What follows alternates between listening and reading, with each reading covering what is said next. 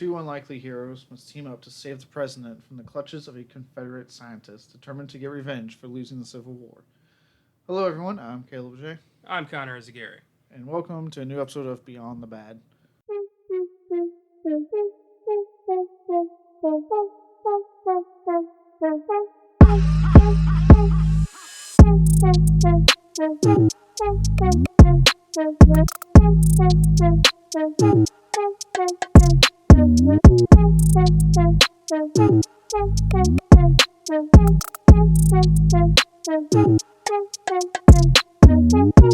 Alright, so today we'll be talking about the 1999 epic disaster known as Wild Wild West. Film should have been a surefire hit due to the winning combination of your rising star and Will Smith at the time. Director Barry Sonnenfeld was having a really good run. And yet, this would go down as a complete failure and almost an embarrassment in the film industry. It's been the punching bag for a lot of jokes. So with that, I'll just kind of shoot over Connor for those good old scores. Yeah. When you're going to do a movie podcast surrounding bad movies, there's certain tent poles you have to hit just because it's expected. And Wild Wild West is one of those films. This is so hated. It's insane. It's not even a cult favorite. It's just a bad movie that everyone has just agreed is a bad movie. Rotten Tomatoes has it sitting at a 16%. Critic score, 28% audience score. So pretty shit. Critics' consensus reads, bombastic, manic, and largely laugh-free, Wild Wild West is a bizarre misfire in which greater care was lavished upon the special effects than on the script. That is hardly the worst thing about this movie. But weird that that's what they zero in on. Just like, yeah, too many good special effects. Like, It's one of the many things about this film. I would say there's way worse, but I will. And also, they're saying good special effects. A lot of the special effects have not aged very well. I know when we were watching, I pointed out the horrendous CGI background, even though they shot a lot of this film on location. yeah. But I'm like, you can just tell it's like that's not an on location background. That is a CGI fucking background. It is really bizarre, the decisions that went into making this movie. I wonder how many times on set Kevin Kline had a panic attack of like, what have I done? Because Will Smith at the time was probably, on cloud nine. He was untouchable. And then this happened and nothing changed. He's the only one who remained like completely unscathed. Until 2022. Yeah, it took his own and dumbass actions to torpedo his career probably for good. Movies though, no, he was doing just fine. With that, for into development hell on this, as for those who don't know, talking about it when we get to development hell, but this is based off a 1960 show called The Wild Wild West. That's the difference, the famous fucking change of the in a title. So with that, I got into the idea of, films or TV shows that get turned into films, and then vice versa, films that get turned into TV shows. We see that a lot in recent, especially in the horror genre. So my question is, what are your thoughts on that, both sides, TV to movie, movie to TV, and any personal favorites out of that? Well, I've always thought it was desperate. It was like, we need a hit. People liked that. Let's do it again. It's the same mentality of remakes for me. But sometimes it can be good, especially if you've got the original developers involved or somebody from the old shows involved. And we saw that with the Star Trek movies. Like we got, they got Leonard Nimoy to reprise his role as Spock in the new ones, and that gave some credence to this reboot that a lot of people were kind of iffy about at the time. That's one of my favorites. Is Star Trek 09. Mm-hmm. It's one of my favorite movies. It's such an epic reintroduction of the Enterprise crew. I recently watched Charlie's Angels, 2000. I think that's an awesome movie. Great cast, great action, great twist, good plot. That's a fun movie that I think gets overlooked. 21 Jump Street, another example. Oh, I forgot about that one. Yeah, it's like the show was kind of, a little bit self-serious, but a ridiculous concept. So the movie ran with that ridiculous concept and just lambasted it the whole time. But you also got, Johnny Depp and his co-star from the show to reprise their role in a brief cameo where they're like, hey, we were Jump Street. And that was just great. So it can be done well. It just doesn't happen well a lot. Yeah, I think it's like you said, depends on the intentions. I did find, what I like about the 21 Jump Street Johnny Depp cameo is that they pulled off having him actually in the entire movie without us knowing the whole time. Yeah, because he's an amazing actor. Yeah. And they said that in the movie. Yeah. God, he's such an amazing actor. Yeah, that was great. That was awesome. Those both were fucking great and knew what they were doing. But I think that's the key with the ones that work. It's people that actually really have a love for what the source material and they want to do something with it that's special and different on both sides of the spectrum. I know for me, I would say the 21 Jump Street films, the Star Trek reboot trilogy were really good. And in turn, because of that, we got all the new Star Trek shows on Paramount Plus are really good. Yeah, rejuvenated interest in the entire franchise. Yeah, the whole franchise is back. On the versus side of it, with movies like TV shows, my two go-tos will always be Ash vs. Evil Dead and now the recent edition of Chucky. Yeah. But again, in both cases, you had the creatives back, and not in Chucky. I mean, that's Don Mancini still attached. He's been with that franchise since the first movie. This is his baby still, so it's like, in that case, it works because they're finding ways to continue something that they want to do, just in a different way. Especially in a case like Chucky, where it had to unfortunately say Chucky kind of killed theatrical releases. So then they did the 2 straight to DVD films that were actually really good. But then he saw, hey, if I do TV, I can keep this going without having to wait so long to get a movie made, and that large years long gap it takes just to get a movie out. I can just do a TV show, keep it going. You only wait a year for a new season if they renew it, and that's where we're at. We're getting season 2 this October now because of it. So I think it's very much like if you got the original creatives involved, or if not, they are working with the newer people that have a passion for the source material. It does equal a good product, where it's into a movie, into a show. Mission Impossible is another one that I think has actually somehow gotten I would say it's gotten better with each film, and now it's like the juggernaut franchise it is now. It's interesting you bring up Mission Impossible because it didn't have the interest of the original people. Like Peter Graves, who starred in that show, was asked to reprise his role as Jim Phelps, who John Voight ended up playing, but he didn't like that they were turning that character into a villain, so he said no, and he boycotted the movie, and it still ended up being a huge hit in a weird way. But really, it didn't become good until the 4th entry. Yeah, it's weird. The first 3 are okay. Yeah. They're okay movies. But then, with 4, something clicked, and I was just like, these got really good. And it's been awesome since. 2 I want to shout out. Westworld on HBO, based off the 1973 movie by Michael Crichton, who wanted real robots, or he walked. Throwback to our Congo episode. But, the movie's really cool, and the show dives into deeper themes of what is human, what is intelligence, how do you contemplate these massive themes of identity and life. And I've heard, I haven't seen beyond season 2, but I've heard it's really good. And then for me, the best ever TV show adapted from a film is Buffy the Vampire Slayer. Oh yes, yeah, adapted from kind of a shitty early 90s horror comedy that a lot of people thought was stupid. Joss Whedon, prior to all of his issues, decided to revamp it as a show, and it ended up being a massive cult hit that started a bunch of careers and has lasted this long because it's a brilliant show. Yeah, it was a great show, and it kickstarted one of my earliest crushes as a kid, and Sarah Michelle Gellar, because my mom watched that show. I remember watching going, ooh, who's that?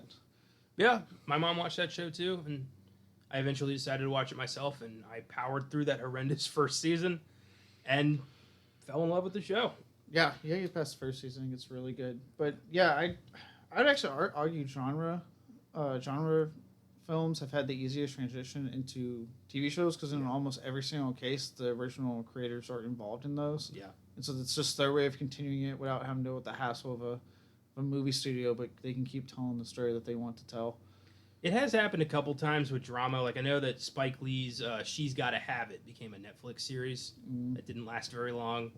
So it's unnecessary most of the time, especially since a lot of the time they just stretch an hour and a half, 2-hour movie into 8 episodes, 10 episodes, and you lose so much in that translation, and nobody cares. It's, again, it goes back to my statement about desperation. It's just come up with something else. Just make something new instead of just taking something that people love and just butchering it into something kind of unrecognizable with the same name. Yeah. Again, for me right now, the gold standard is Chucky, and that has everything to do with like first off how great the first season was, Yeah. and then second off the fact that with season 2, you know, we got Glenn, like they are acknowledging Seed of Chucky, they're bringing characters back from Seed of Chucky, like it's a full on continuation. That's what I love is, you know, with Chucky and Ash versus Evil Dead, it's not a remake, it's not, you know, no one involved, it's a direct continuation of an already beloved franchise. So it's just more. And I got no problem with more. I just don't want, you know, The same thing you watched, but stretched out. Kinda exactly. Like the first season of From Dusk Till Dawn, the TV show. Yeah. Was I heard season 2 onward is when it deviates, but like that first season I heard is literally just the original movie. Well, I found out Rodriguez also made an El Mariachi show that I had never heard about. So like he's been doing that for quite a bit. I think there's a Spy Kids like animated series on Netflix. Yeah, he was top of the board, and then maybe in Texas. I don't know if he ever. I love Rodriguez, but he's got a lot of bad films. He was on top of the board when it was like El Mariachi, Desperado, Once Upon a Time in Mexico. Like when he was doing that, obviously working with, you know, Tarantino with From Dusk Till Dawn. I would say shortly after that, when Spy Kids are in the picture, is when it started to teeter. Yeah. But yeah, so that I can't think of any more TV shows to movies or movies to TV shows I've enjoyed. I wanted to check out Damien. It was the Omen series. I heard that is terrible. That's what I heard. It sounded like such a great idea. Just, you know, teenage Damien finding out he's the Antichrist and having to cope with that. That's a good concept. I would watch that. But they fucked it up. Yeah. Okay. So here's some bad. When they advertised it, first it was on A&E, and they did Bates Motel, which started off with a good first season, but then like I could never finish that show because they get into this weird drug plot line that just dominates so much of the show, and it's like I don't care about the drugs or your secret half brother that the movies never talk about. Of course.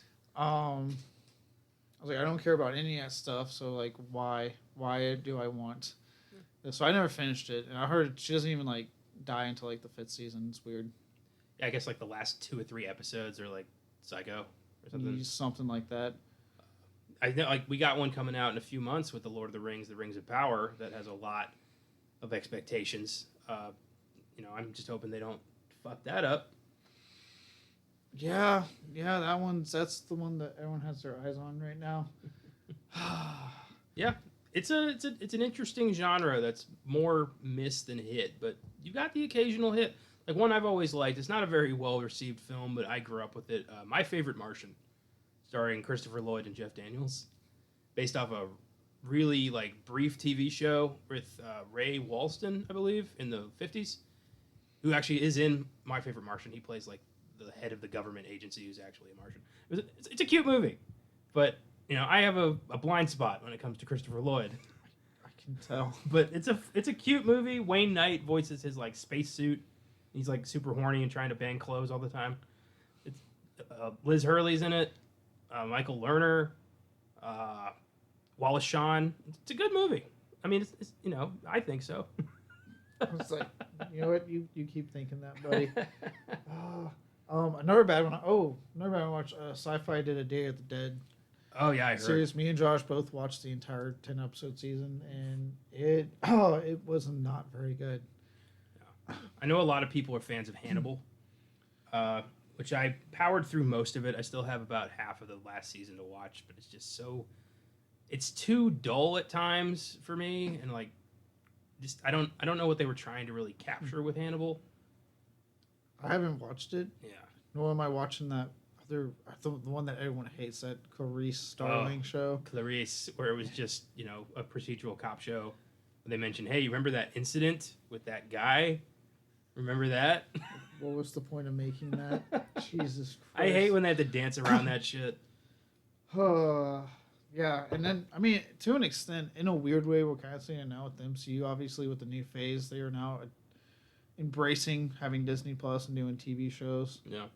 That parlay into movies and movies that parlay into shows. So we're definitely seeing it now. I would argue seeing it even more now than ever because of that. But, 9 times out of 10, on both sides of the spectrum, it's more misses than hits. But, man, when they do hit, they hit hard, to their credit.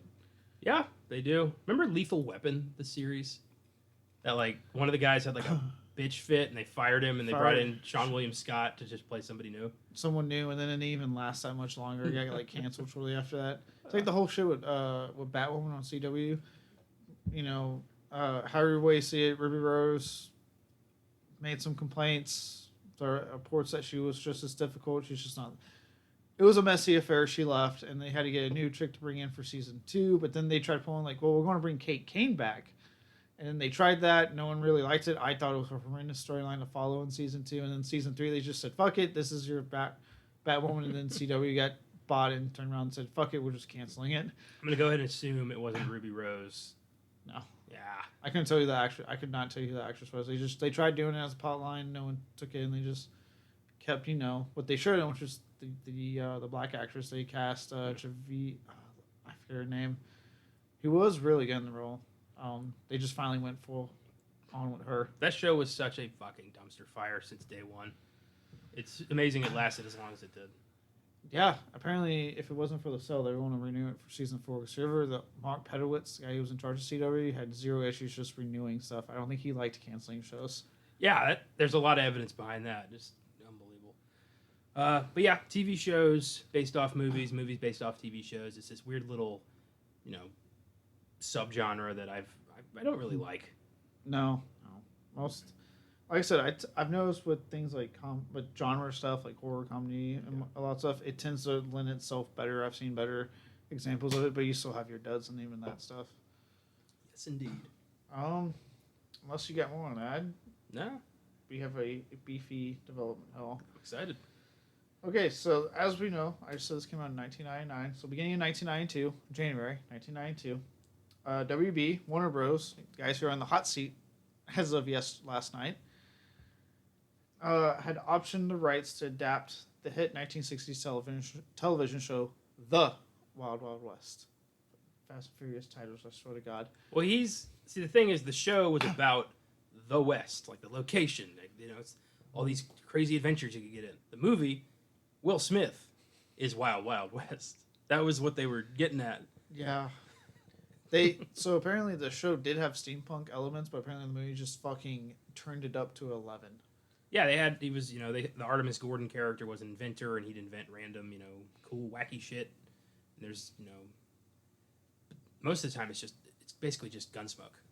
Yeah, or as they like to call it, the characters call it train spawn on a horse or some shit like that. God. Yeah, 1960s. When that was going on, they had hired Richard Donner of the first two Superman, create and name almost any other damn film you can think of. The guy was eclectic. He was brought on to direct with a screenplay by Shane Black. So Predator hasn't escaped us yet. And starring probably one of the most controversial human beings alive now, Mel Gibson. Melvin. Remember, this was the 90s. He was not controversial. He was a surefire way to bring in box office gold. I wonder, yeah. Funny that they would end up making Maverick. We can't do this Western TV show. Let's do that Western TV show. I'll say, well, that's the next thing. They actually departed to go work on Maverick. So they left this one to go work on Maverick instead. That's hilarious. Yeah, it's basically the same thing. So I feel like that was more faithful to the show. Maybe. I haven't seen Maverick, so I can't. I've never seen Maverick either. It just feels like people are complaining about Maverick. This is true. And Richard Donner is a really good director. Not that Sonnenfeld's a bad director. We'll get into that, but it's amazing how unfortunately this really kind of crushed the momentum he was having. Oh yeah. With that though, this project would continue on with Tom Cruise rumored to star in 1995. What a shock! And he would get his own movie based off a TV show. He would turn this down, whatever it was, but he'd go on to star in a film adaptation of Mission Impossible the following year. Why does that keep happening? Why do people attached to Wild Wild West move on to bigger and better films based off TV shows? I don't know. Fun fact, the guy who starred in The Wild Wild West, Robert Conrad, I believe he was the cop who keeps getting injured in Jingle All the Way. Really? Yeah. You broke my little mirror. That guy. I'm pretty sure that was him. Oh, God. You're 9 on the stress scale there, Rube. I don't know why it's because I watched it last night. Yep, I was right. That was him.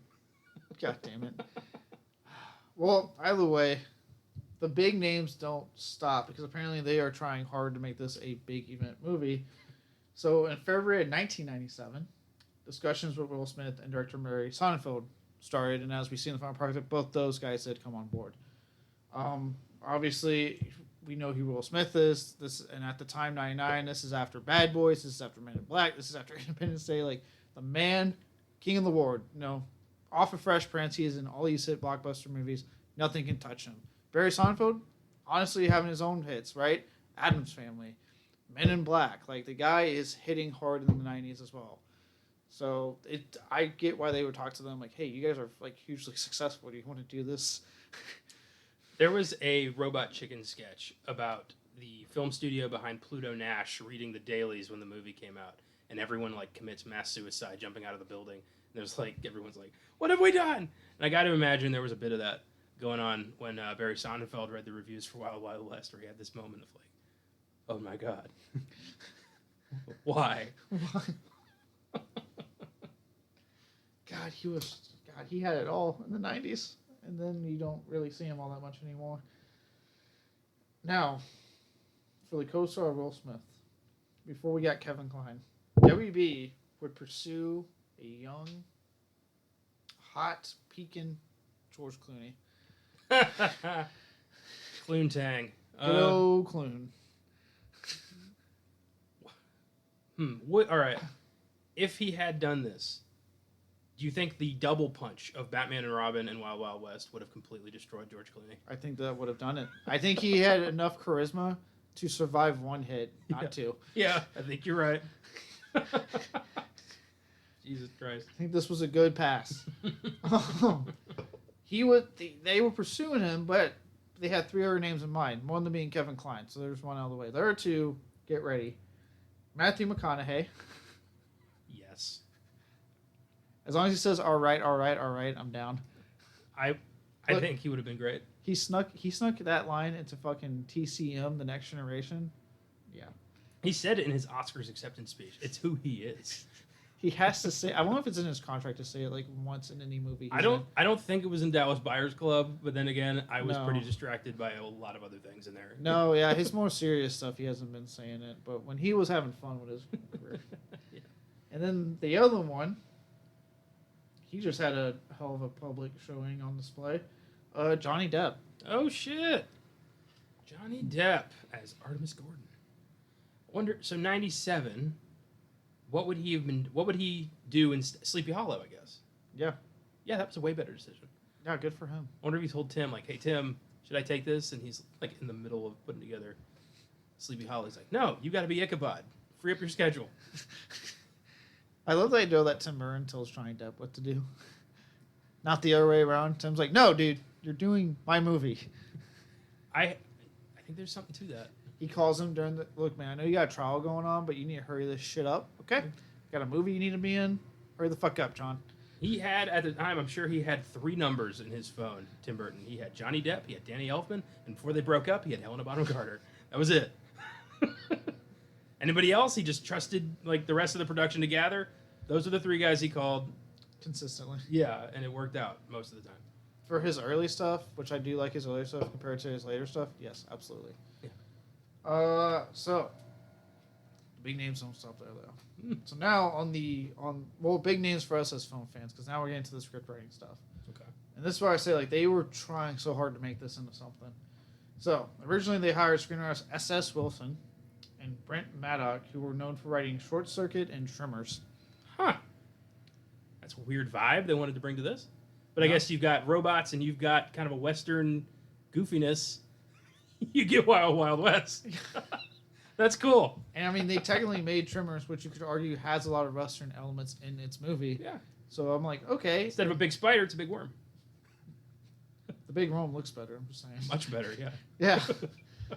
That was in April and May 1997. So things are so far trucking along. Clooney would sign on in August, dropping out of Jack Frost, not the horror film Jack Frost, nor the animated Christmas awesome special Jack Frost, the Michael Keaton Jack Frost. The sometimes it's good to have a big butt, Jack Frost. Yes. I watched that a lot as a kid. I don't remember a lot of details. I just remember a lot of the dumb shit. I watched the animated special all the time as a kid because I loved it, and then I recently watched the '90s horror comedy Jack Frost, and it's a great movie. You know the weirdest part about that movie? His name is Jack Frost before he becomes a snowman. That's just his name. His kid's like, I don't want to say Nick Frost because that'd be great, but like, I don't know, Eric Frost or some shit. And then he becomes a snowman, and now he's like Jack Frost again. I don't know. It's a weird movie. I haven't heard good things, so I'm sure it's in the book of. It would be a perfect like Christmas, like December Beyond the Bad. I think one day. God. Well, Clooney dodged a bullet apparently and dropped out Jack Frost for Michael Caine to take that bullet. And then with that, the script would get rewritten by Jeffrey Price and Peter S. Seaman of Who Framed Roger Rabbit and Doc Hollywood fame. What is this? What is this weird Nexus movie you picked? We've already brought in Predator. Now it's Roger Rabbit. What's going on? That's fucking crazy. Oh, man. Good timing. Apparently, this film, like I said, they really were like, this is going to be a huge hit, the next big thing, get all of the talent that has had hits in the past on this movie. It is weird that they're grabbing in anybody who's ever had a success, regardless of how it connects to this project. They're just like, he did something good. Let's get him. People love Roger Rabbit. Get him on. It's so weird. It's like this thing was destined to fail from the get-go. People like Dazed and Confused. They liked McConaughey in that. Get him in here. Everyone watches ER. We got to get Clooney.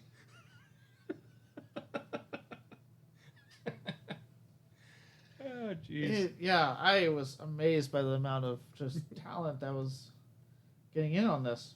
But I can't remember. They would go with apparently they go with this script. This is the script I guess they went with. Because by December, principal photography was slated to begin in January of '98. It got pushed to April of the same year. Not a good start. No. To further that, by December 1997, Clooney dropped out after an argument with Barry Sonnenfeld. I would love to know the context of that argument. Apparently, all Clooney says that they just did not agree, and it was better to decide that one of us leave, and he said, I backed out. Smart. You think it's like, you think when Wild Wild West came out, George Clooney had that feeling of like when the plane you were supposed to be on crashes and you miss the flight? You're like, oh my God, my career. I think he did. Especially at the time, he was, still scraping off the remnants of Batman and Robin. He was like, I can't do that again. I can't do it again. God. But now comes a really fun part to this. Talked about earlier when you told me this fun fact, and I'm going to go into more detail. Let's enter producer for this film, John Peters. Oh, this nut job. So let's flash forward to another known filmmaker known as Kevin Smith. With Clerks 3 on the way. I can't wait. Doing a Q&A event in 2002, Kevin Smith at the time talked about a film he was working on, which was going to be a fifth potential Superman movie back in 1997. Yeah. John Peters was also the producer for said film. And Peters had 3 demands. Guys, keep in mind this is a Superman movie. Yeah. Not the first Superman movie. Like, at the time, it would have been the 5th, as in, like, people are familiar with Superman. People expect a lot. Well, not a lot, but certain things. Go on. Yes, on that note, he didn't want Superman to wear the suit. Could not wear the suit. Superman could not fly. And the last thing is, in the third act, he had to fight a giant spider. This is real. This isn't satire. This is Kevin Smith had a meeting at Warner Brothers, met with this guy, and this guy told him straight up, like, this is what your Superman movie's going to be. Unbelievable. How did he not laugh in this asshole's face? So, for those of you who have been keeping up with current WB events involving Batgirl, know that this is not the first dumb decision they made in their life. This dates back for a long, long time ago. Yeah, this is not, Warner Brothers has been dropping the ball with DC for a long time. The hits are the rare occurrences. That's what I've come to learn. It's the few times they just let the filmmakers do their job, and then they get a hit, and then they forget that that's how they got the hit. Yeah, unreal. Every time. It's like to bring in Will Smith, it's like they get neuralized. Superman could not... Fifth film. The 5th film. Yeah, we don't want him to wear the suit. Look, Superman 4: The Quest for Peace was a huge bomb. It's considered one of the worst movies of all time. But it's not because he was Superman in that movie. A lot of other bad shit happened. It's weird that that's what they'd focus on. It's like I want to be revealed that like this guy didn't actually work there. He was just like escaped from a mental institution and was trolling people. I hope, because wow. Just, oh, God. The spider, I kind of get. He was watching Discovery Channel and he's like, spiders are cool. Let's put a spider in this. It's like the only thing that remotely makes sense. Because it's like, I don't want Superman to wear a suit or he can't fly.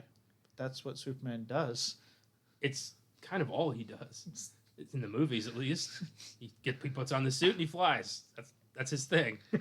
So you just want like Clark Kent being a reporter for the movie? Like, that sounds boring as shit. God damn. Oh, God. Well, ultimately, that project, thankfully, as anyone who knows, we did not get a 5th Superman film. We had a reboot with that Superman Returns, whatever the fuck it was called. Yeah, and there's a very underground documentary out there called The Death of Superman Lives that details how this movie came about and fell apart. I would love to see that. Trying to find a copy. I don't know why that documentary is so hard to get. I probably would blame John Peters. He doesn't want anyone to know. Well, the project would get scrapped once Tim Burton came on board to direct. And that's when, for anyone who's wondering, when like Nicolas Cage was supposed to be Superman, like all that stuff with it. It's supposed to be called Superman Lives. That's a whole thing in and of itself. Yeah. But he came on and it would get scrapped because further complications ensued. So I'm sure there was more shit going on with this producer. And Tim Burton just straight up was like, I'm not. Because again, 90s Tim Burton, right? This is him being like, yeah, fuck, I got the power to say no, I'm not doing it. Yeah. But we did get some epic shots of Nicolas Cage testing out the Superman costume. So, God, what we could have had. I would have fucking loved that movie so much. And if you saw Wild Wild West, sure enough, no one thought it was a coincidence that 1 year later, giant spider would appear in the 3rd act of this film that Peters was also a producer on. This man's commitment to a big spider in the final act of a movie is pretty admirable. I don't think I've ever been that determined to make anything happen. Him and Michael Kline will get along. Yeah. Real giant spider. Or I walk. Giant mechanical spider, or I walk, damn it. Do you think they had to explain to John Peters, like, this is like the American frontier. This is post-Civil War America. There's no giant spiders in America like that. He's like, well, make it a robot then. I don't care how you do it. Just put it in the movie. He's like, did I not hire the guys who wrote Trimmers? Like,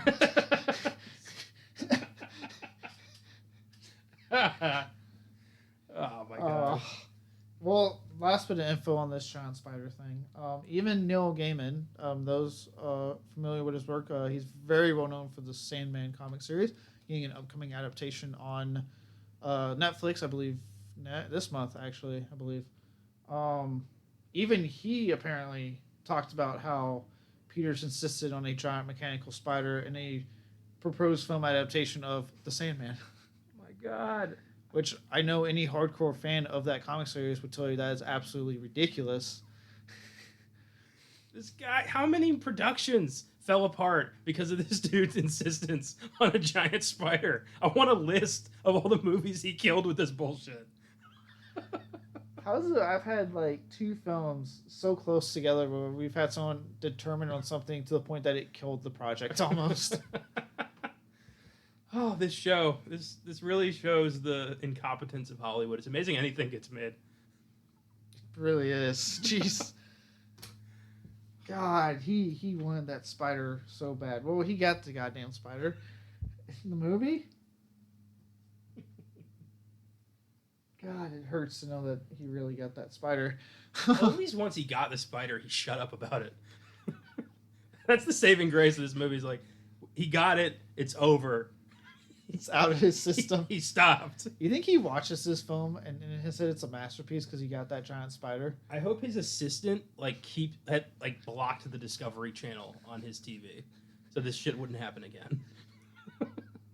He just is trying to watch fucking The Crocodile Hunter. He's like, nope, no. He just comes to work the next day. He's like, all right, we need a giant crocodile in this movie. And it's like some like World War II drama. And they're like, sir. Also, second demand. You know Steve Irwin. I need that man here now. My God. It comes out like it's a Holocaust drama, but there's a bit with Steve Irwin and a giant crocodile for some reason. Is this bad if like what popped in my head is him having a camera crew filming the Holocaust? Like, oh my God. Crikey, look at them. Oh my God. Oh my God. Wow. Is that bad? That's pretty bad, yeah. Jesus. Oh, but if this asshole had been watching The Crocodile Hunter at the time, I'm sure he would have pitched it and demanded it. Oh my God, yes. Oh, what's I know they love that river monsters now. It's that big one I always see on all the time. God, can you imagine? Hear me out, guys. Giant catfish. This is a comedy that takes place on land. I know. My God. I feel like he would have gotten along with Michael Crichton. They would have made a movie that had the mechanical spider, had the real ape, no one's walking. Yeah, Crichton's got the insane demands. Peters is the money. This would have happened. Do you think they would have had mutual respect? He comes in and goes, he approaches Crichton, he's like, giant spider, oh, I walk. And Crichton looks at him and goes, done. Real monkey, oh, I walk. Touche. I just picture them like half an inch away from each other, like this close to making out. It's like I found my soulmate. Oh, wackos in Hollywood never change. Otherwise, we don't get to keep doing this. No, it'd be interesting production stories on a guy determined to get his fucking giant mechanical spider in a film. Oh. Well, after that, luckily, filming mostly went smoothly, minus one incident that I had to write down. So they're filming at this place called Cook Movie Ranch. That's a new name. I definitely figured to write down, but oh well. A planned building fire apparently grew out of control and actually to the point where it overwhelmed the local fire crews that were standing by. So by the time they finally contained it, it was after a good chunk of the town was destroyed by this fire instead of just the one building. I'm going to go ahead and say not worth it. That's a shame. I'm going to assume, because the only time we see a town get decimated is when the giant spider gets involved. Yeah, that's what happened. God damn it. I hope nobody was hurt. I hope not either, but it's just funny to me that he got a spider. There's a stun in there where the spider blows up a town and a fire quickly grew out of control. I wonder if anyone looks at him was like, got your spider. Look what happened, asshole. Would love if Peters is like watching the dailies and he's like, spiders can't breathe fire. Try again.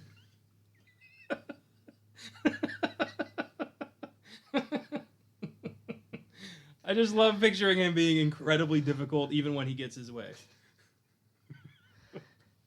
What kind of spider is that supposed to be? I see tarantula. I see brown recluse. I see daddy long legs. You're not even trying. I wanted Black Widow. Oh, like I would kill this guy. Like I couldn't if I was having to like, especially if I was the production designer and I had to build this fucking thing. I'd be like, are you kidding me? Can you imagine if like the crew just assembles a mutiny, and like they have him just stand somewhere, and all the while some like lowly PA is just slowly moving, this giant mechanical spider fire towards them.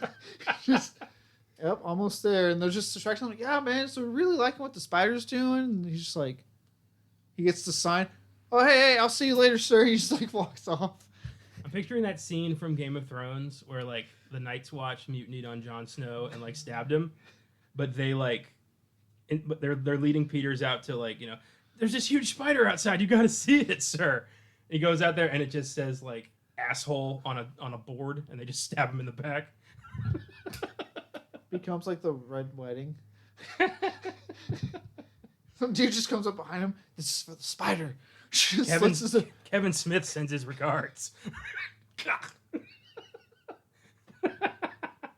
Better yet, they put like a Black Widow in his trailer. Because I bet he was there. Oh, it's like if you know the Jackass stunt they did to Bane when they put him in the hole of snakes, but this time it's deadly. They lock it in everything. They're like, "Well, done with that, boys. Let's finish this movie." Sans spider. Just get rid of that damn thing. Oh, this is great. What a nut. God. Well, the spider would not pay off for good old Peters because upon release, the film would get trashed by critics and be a box office bomb. If you look on Wikipedia, it says apparently they shot between a budget of 170 to 220 million. So I don't know what. I'm sure the spider caused it to balloon is probably what happened. Yeah, I would. Yeah. Either way, or 240. Sorry. Either way, the film made 220. So even with 170 million, that's not. You're barely breaking even. It's not good. You have to make 300 to 400 around there to finally be profitable. So, not good for them. With the belief being that most of these ticket sales anyway were being purchased by adolescents who just really wanted to go watch South Park bigger, longer, and uncut. So they got the ticket for this film because it was PG-13. They snuck into the R-rated film. Apparently, this was 2 months after Columbine, so there was a crackdown from good old President Kline on R-rated films and all that good stuff going on. Anyone who knows anything about media at that time knows the thing about Eminem, Marilyn Manson, the video game Doom, like all this crazy stuff. All those school shootings that South Park inspired. My ass.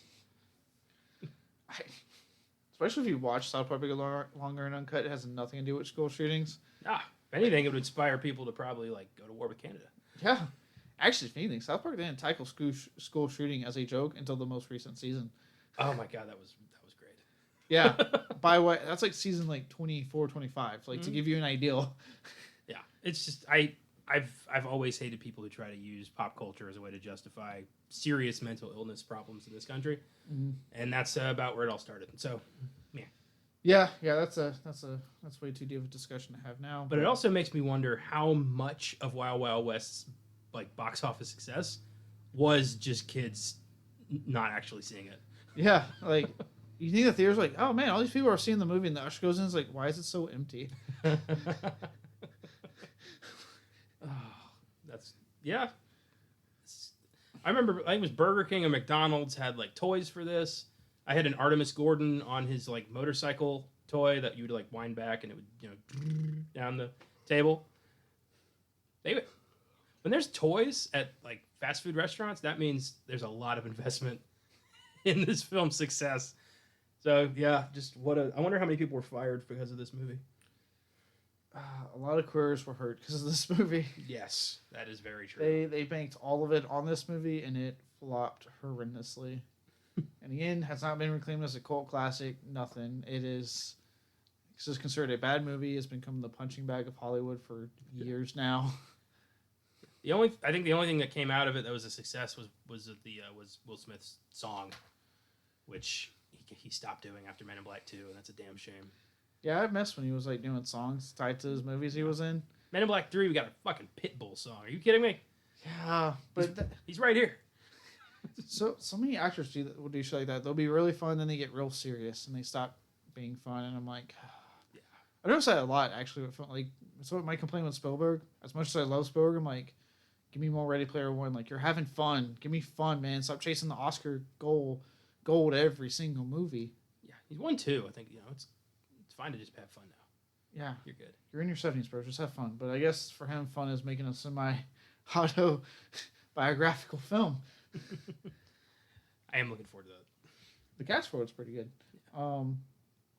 That's all I got on Development Hell. I know that was a little bit beefy. Those are quite fun, especially involve mechanical spiders. I like the beefy ones. I like the find out exactly how a movie shit the bed.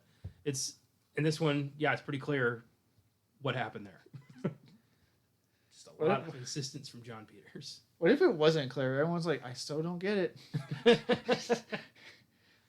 This should work. On paper, this makes perfect sense. How did this happen?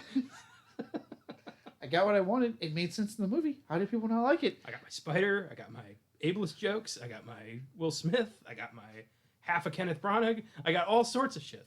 This should work. Oh, sweet Jesus. Let go of the giant spider. That's all I got on Development Hill. So unless we have more to add. Nope. All right, let's move on to the awards. This should be fun. So, first up, the Zack Snyder, which, you know, haha, DC fans, Snyderverse is dead. True, but you know what? Everything else is too. So it was basically like a nuke. Nobody won. That's true. It was like the most stealthy nuke ever. Yeah. It was like, okay, we're not continuing the Snyderverse. And you're like, oh, okay, cool. So the good stuff's going forward. And then they went, no, we're canceling everything. Zack Snyder's done, but I don't get my Batgirl movie. So, you guys wanted Brendan Fraser and Michael Keaton back? Okay. Anyway, we're seeing what you have. I went with the scene where Jim West tries to talk his way out of a hanging, because that scene always felt lazy and stupid and unnecessary, like they were trying to bloat the runtime. Where he's just up there next to a rope talking about like redneck is a good word, and I'm actually just doing my African drums on her tits. I promise. It was so stupid and unnecessary and just stalls the plot. Yeah, the only time I think I laughed was when you laughed when you guys know where I'm from in the random Georgia? Yeah, the home of my ancestors. Georgia? No, Africa. that was funny. That was a good one, yeah. That one paid off. But overall, that scene's just obnoxious. Yeah, it there's really no point to that scene. If anyone hears the noise of landscapers outside, I'm sorry. Yeah, we're recording this in person at Caleb's apartment, and we're having a good time, and someone's decided to whack some weeds out there, so thank you, Guy. We love you. I remember I was listening to Kim Coates on the Movie Crit recently, and apparently he was getting a new fridge installed, and he had specifically told them what time to show up, so it would be after he got done doing the podcast with them. But they showed up when he was doing it, and they come in, and you hear him go, "Oh no, guys, it's cool. I'm just not doing a podcast or anything," like giving them a hard time. And I think they were getting pissed because you hear one of the guys in the background say something. You hear Kim Coates go, "I'm just kidding, guys. I'll be back." And you hear the standby music, and then they cut back to him, and he's like, "Okay, well that's over." Wow. But yeah, he was giving them shit at first. You just hear him go like, "Yeah, no problem, guys. I didn't say a different time, and I'm not doing a podcast or anything." Jesus Christ. That's awesome. But yeah, hopefully that didn't come up, but I have a feeling it did. Anyway, what did you have? Anyway, I have everything to do with that goddamn spider. The whole concluding fight scene on the giant mechanical spider. Like, I get it. I looked into it. Yes, the show had steampunk elements. The film said up it to 11, which, okay, it's a creative choice you want to make, whatever. But to the point of this giant spider, like, wow, it doesn't work. First off, the spider kind of looks terrible in a lot of scenes. What is 18 like 70? You're not gonna make a big old nice looking spider. I'm talking about like some of the CGI effects, but yes. Oh yeah, that too.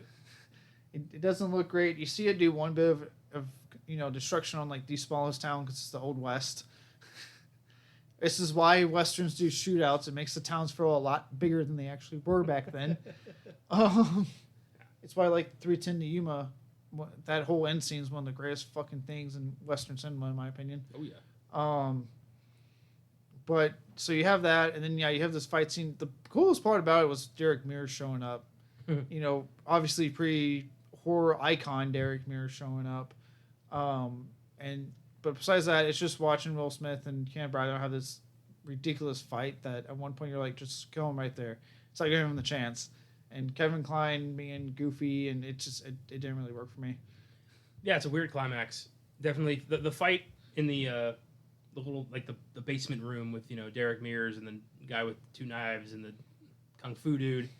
It feels tacked on and unnecessary, and yeah, it's like the film didn't really know how to where to go past. Here's the spider, John. Now shut up. I feel like that was the priority. Everything else was secondary, but they realized we still got to finish this thing. I look like Joe if anything he tried to say is just like, we gave you the spider, leave us alone, shut up. Now we have to figure out how to end this goddamn thing. Yeah, I got you there. I wonder if the spider was like a McDonald's toy, because I would have loved if it was like a giant like big thing. What if he bought like all of them? John Peters had one request. He wanted to take the spider home after the movie. John, that's CGI. We explained this to you. And? Jesus Christ. This man's thought processes are unique. They are Michael Kline levels thought processes. Oh, with that, worst line, the Ed Wood of it all. I went with a scene that was almost my Zack Snyder. It's the scene where Will Smith is teaching Kevin Kline what a breast is supposed to feel like. It's such an awkward, weird scene. And you've got Coleman, played by the great M. Emmett Walsh, who just overhearing them talking about, hey, now touch my breast. And the line I picked, because I don't understand what their context was supposed to be here, it's when Jim West goes, now touch yourself. And Artemis Gordon goes, oh my God, I'm hard. What the fuck what did they mean by that? Yeah. It's funny 'cause I'm always like that. I'm always a sucker for that kind of comedy that like someone overhears something that sounds completely out of context. Like I think that's usually really funny. Yeah. But one, it's already not funny because you're clearly talking about breasts, and unless they were having post-op surgeries in the Old West, which they weren't, guys did not have breasts. The whole scene doesn't really mesh, and it's awkward comedy and stupid. Yeah, it's awkward comedy. And like I said, when they say, "Oh, I'm hard," okay, how? Like, there's no context for that to be out of context. Like, this is one of those cases where it's one of those classic out of context overheard conversation that's usually really funny, but in this case, I was just kind of like, no, it's not that funny. Don't get me wrong, Emmett Ross is selling it. Like, he's always reliable. Yeah. But it just doesn't work. Actually, the most I laughed, I think, with him was when they were telling about Salma Hayek, and you see him go half naked. I love Emmett Walsh. It's a damn shame he had to be here. Yeah, I liked him better in House of 1,000 Corpses. Didn't know he was in that. He's in House of 1,000 Corpses. Awesome. He plays like the dirty old man of the family. He's been a dirty old man for like 50 years. He has a whole point where he just does random stand up. It's like this really demented, like, just says the most awful shit. It's good. I like him in that. That's great. He obviously was not in the sequel because I think at that point he did pass away. No, he's still alive. He's still alive? Yeah, he was in Knives Out. He was? Yeah, he was like the guy who had the security tapes. I thought he fucking... No! The guy who played Rufus. No, he died after Devil's Rejects. He didn't come back for Devil's Rejects for a reason. Oh, well. I forget. I would have to rewatch House of 1,000 Corpses. I can't remember what happens to his character in that movie. Okay. Well, Emmett Walsh is still with us. He's still working. Still good. kicking ass. Still looking like he's in his 80s. Yeah, I don't know if it's a gift or a curse, but it's doing great for his performances. Yeah. Always mess something up. I'm like, oh yeah. That's why I never fact check. Well, with that said, my line is one that, look, I don't know if this is a word I can or cannot say. I'm going to say it in context of the film. No one get angry at me. So I would never say this because it's wow. And that is in a film in 99, nonetheless, which even in 99, I was like, oh my God, why would you put this in this movie? One of the bad guys does some martial arts, and Will Smith looks at him incredulously, and he goes, this is the line that comes out of the actor's mouth. Again, warning. I learned that from a Chinaman. Ooh. Then Will Smith slaps him, and he's like, I just made that up. That's a pretty good line. But, yeah, this is, again, 1870 something. So I get why, characters are okay saying shit like that. There's almost an N-word that gets dropped early on in the movie before Will Smith slaps a guy. Yeah. Will Smith no longer punches in movies. To me, he's always slapping. It's always slapping. But, yeah, awkward, uncomfortable, unnecessary. Yeah, and I think that's the thing. Like, it's weird because, like, obviously I know what people are going to say there's Django Unchained, right, with Tarantino and the constant use of the N-word in that movie. But I was fine with it because, one, it's rated R. So, like, they already kind of tell you, like, hey, this is a word that's going to be in here. And two, yes, you're right. That was a word they would use. We were in... I don't know if I would say incredibly more racist. We were racist still. That's what I'm going to say. Still racist as shit in, the 1800s. That's how they referred to all of Asian culture. Yeah. Back then. But in a PG-13 film that made a point at the very beginning to have Will Smith punch or slap someone before they could finish saying the N-word, but then you put that in there, it's like, oh. Well, bringing up Django, it's like, context is important. This is a movie, like I said, R-rated movie about slavery from the perspective of a slave. That's important. In the Deep South. Yeah. This is a movie about two ridiculous people and a big spider, and then some random dude shows up, does kung fu, and drops a Asian slur. Like, we didn't need that. Yeah, that added nothing to this movie. Yeah, it's a kid. Yeah, it's context. Like, yes, Tarantino, I got it when he won Dude for Django Unchained, not necessarily for Pulp Fiction. Yeah, that one's hard to argue. Yeah. With that said, in this one, yeah, this is a movie. It's PG-13. There's really, other than that whole hanging scene where then they bring up slavery, it's really not brought up that much in the movie at all. Nah. It's really it's not even shown. It's steampunk first off, so it's already like this alternate version of the Wild West. Weirdly, I think Will Smith is like one of the only Jim West is one of the only black characters in this movie, which is weird. It is weird. Yeah. Either way, it is also an alternate version of the West. I mean, this is a steampunk era West that people. Yeah, this is normal. Everything's pretty like on the nose except for Loveless and his giant spider. Yeah. Like everything else is pretty accurate. Yeah. So it's like. I mean, you even got actual President Grant. They didn't make up some fake ass 1870s president. They put Ulysses S. Grant in the movie. Yeah, but even then they followed up with him saying he had that secret room of people. So like I said, there's a lot of high concept stuff here. So to just throw, and like I said, you have a point to make sure someone gets slapped before they can finish one slur. But then you're like, oh, we'll throw that one in. It's fine.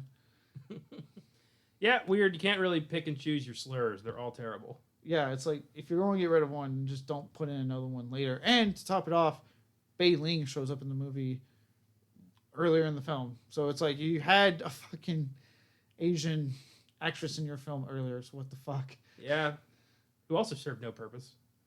Yeah. Weird. There's a lot of people who just are in this with no point. Yeah, she just disappears so quick. That was weird. And that actually leads great into my Steven Seagal. I was about to say, let's get into the Steven Seagal, the worst performance. Speaking of people who show up with no purpose and then just vanish, Salma Hayek as Rita. She is just here so we look at her boobs. I hate to say it, but that's the only reason her character's in this. And then briefly her ass. Yeah. Her character's, literally you could kick her out of the movie and nothing changes. Yep. And that's kind of what happens. She just vanishes in the third act and then is reunited with her husband. After they make a point to like bring her back, like you think, oh, okay, she's done with her part of the movie, and then she pops back up in the train. You're like, oh, okay, cool, and then she disappears again. You're like, okay. And look, if you want to ogle Salma Hayek, I'm not arguing that she is still a stunningly beautiful woman. Mm-hmm. Just watch From Dusk Till Dawn. It works out so much better for you. One, you have a good movie. Two, way better use of her assets, if you will. And three, yeah, she disappears, but it's in a good payoff disappear. Well, and also, like, just be honest about it. Like, stop acting like she's, got any more relevance to the plot. She's just here for constant sex jokes. I felt bad for her. Again, From Dusk Till Dawn was very clear about her purpose in that film. And look how much more well received it is. Yeah. So I just thought, either, beef out the character, make her worthwhile, or just nix her from the plot. But yeah, don't give me this, half-assed bullshit. Yeah, we were just making sex shows. And it is, and I get it. Like, I get it. She's sexy as hell, and yes, we all know. Everyone's familiar with her boobs. Okay, we're all familiar with Salma Hayek's boobs. It's not a secret. She's very aware of what she's providing. But to just put her in there so you can just make constant sex jokes, like, come on.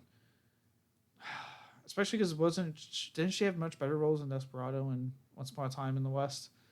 Once Upon a Time in Mexico. Once Upon a Time in Mexico? Yeah. There's so many Once Upon a Time movies, it gets jumbled. Substantially, yeah. And then, 3 years later, she'd be nominated for an Oscar for Frida. So she's a good actress who deserves better than this. Yes. Well, I'm glad you put her, because for mine, I made it very known while we were watching. That's Kenneth goddamn Branagh. Look, I have no beef with him. Not my favorite director personally. He just does a lot of films I'm not really that into. No. But I think the guy's a fine actor. I think he's a really good actor. But what the fuck in this? His accent is slipping. It's like he's really not. I don't know if he's trying to be threatening, goofy. Like I can't get a read on him throughout the movie. He's awful. I'll say it. He is fucking awful in this movie. Damn. Yeah, he's a character. All right. I do find it just personally interesting that Will Smith and Kenneth Branagh both won Oscars at the last ceremony. I wonder if they had a moment where like, hey, remember that time we almost killed our careers? Yeah, right? What if Brian looks and was like, remember that time you just killed it? I didn't. Damn. That would have been some cold shit. Wild Wild West, am I right, real? Kevin Kline's off like to the side being like, fuck you! I don't get to pick the litter anymore. Oh, that's great. I get it. Kenneth Branagh is interesting in this movie. You've got a amputee, Confederate, psychotic scientist, and you cast Shakespearean theater actor Kenneth Branagh. Weird decision. If McConaughey should have played anybody in this movie. Right! It should have been. Just have given it to McConaughey. We've seen TCM The Next Generation. The guy can play bad and go for it. Yeah. He has zero issues going for it. So, and I heard he's fucking damn near terrifying in Killer Joe. I still need to watch, but I heard he's fucking something else. In 1999, he had fuck all to lose. He could have. Yeah, I think it would have been very interesting. But I'll have more to say about Kenneth later. Yeah, and McConaughey would not have had to change his accent because he's a goddamn Texas native. Yeah. He sounds Southern already. Yeah, he's a very strange character. I mean, the weird facial hair, the plot is so outlandish. It's interesting. They could have just had Ted Levine be the bad guy. I would have been fine with that. Yeah, they could have just combined those characters. Yeah, Would have been fine. I would have been fine because I just love Ted Levine. Minus the weird earpiece, I just was like, why that creative choice? That existed entirely to do that joke with the dog.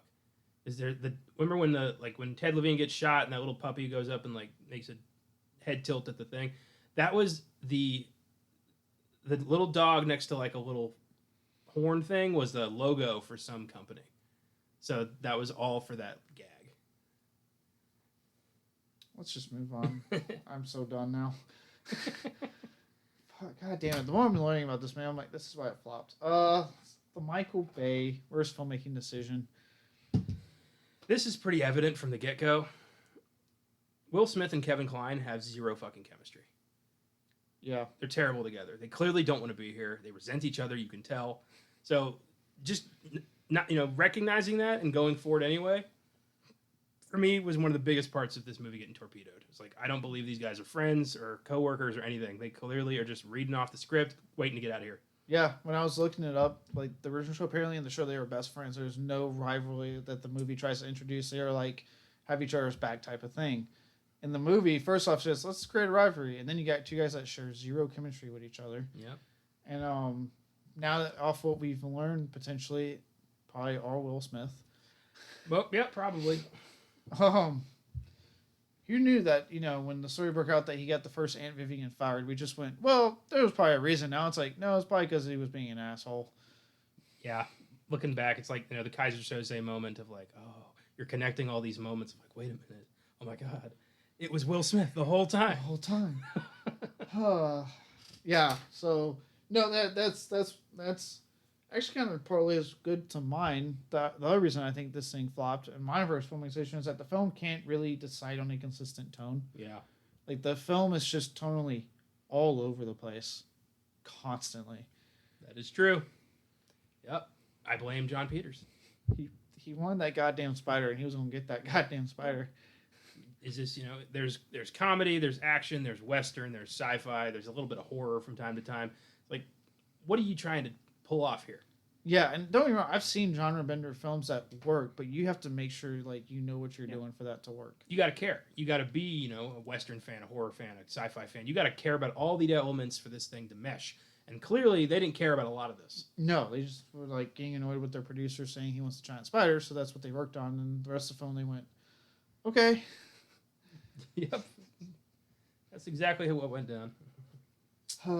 Well, let's say something positive. I know which is hard with the movie and also some of the people attached to this film in recent years in the studio attached as of yesterday not being anyone's favorite studio. yesterday, as of this recording, 2 days ago by the time, or actually earlier in the week by the time this comes out. And God knows what we're going to find out tomorrow. God. Oh, yeah, and also Scooby-Doo fans, I'm sorry, you're not getting a second Scoob. That was one of the other losses. Scoob! I haven't seen Scoob, so I can't attest to it. But with that, the silver lining, the one good thing, what were you ever come up with?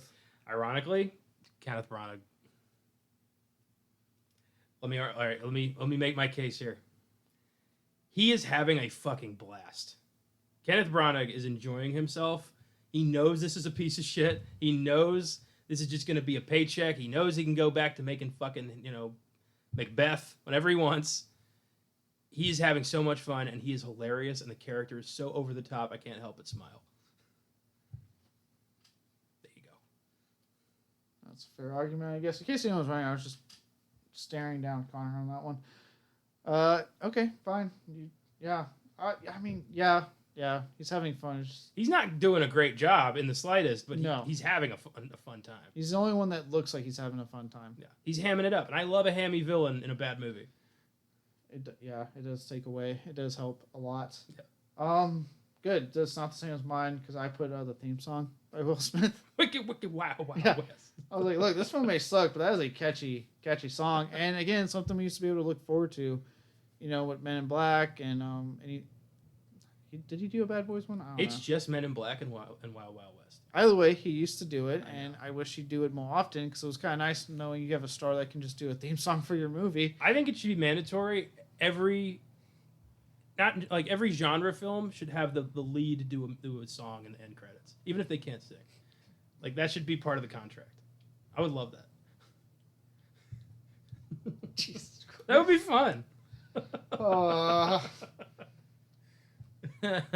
You tell me you wouldn't want to hear Brad Dourif rap at the end of a Chucky movie? No.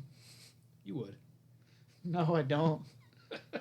I'm okay with what Brad Dourif gives me as Chucky. I do not need him rapping. Well, those are our awards, so unless you have anything else, I think it's time to move on to what's in the box. What's in the fucking box? Give me the gun. This is, I was, not expecting any divisiveness here. This is sitting at a 2.1 out of 5 stars. Yeah, that makes sense. Everyone hates this. And the people who don't hate this are delusional. I have 5 good ones here that I thought were pretty good, so I hope I can make you laugh. Number 1, I saw that Will Smith has an apology video out. I figured it was about this. Joseph, 1.5 star.